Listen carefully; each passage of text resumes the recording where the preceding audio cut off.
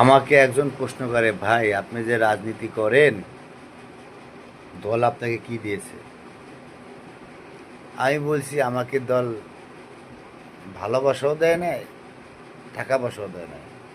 আমি দলকে ভালোবাসি, আমি দলকে শ্রদ্ধা করি। ভাই রাজনীতি করলে তো ভাই টাকা ছাড়া রাজনীতি হয় না। আমি বললাম কেন? ও বলতেছে যে ভাই রাজনীতি তো বাণিজ্য হয়।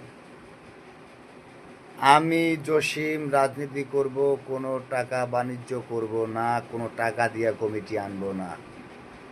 দল যদি আমাকে কমিটিতে রাখে রাখবে, না রাখে না রাখবে। দলকে ভালোবাসি, ভালোবেসে যাব। কিন্তু দলের কমিটি দেওয়া হোক, একটা ভালো লোকের কমিটি দেব। আমি চাই একটা ভালো ছেলে কমিটি পাক। আবার যদি ভালো ছেলে থাকে, সৎ ছেলে থাকে, সে দলকে ভালোবাসে, শ্রদ্ধা করে, অবশ্যই সে কমিটি পাক, সে কমিটি পাওয়ার যোগ্য। আমাকে দিতে হবে তা না। দল যদি মনে করে আমাকে কমিটি দিলে কমিটিটা ভালো থাকবে, ভালো চলবে এবং পোলাপান উল্টাপাল্টা চলবে না, আমাকে ওকে ফাইন। দলের জন্য যদি দলের প্রয়োজন হয় আমাকে কমিটি দিবে দিবে, আমার প্রয়োজন নাই দিবে না। এতে আমার দুঃখ নেই। কিন্তু আমি চাই এটা কমিটি দেওয়া হোক।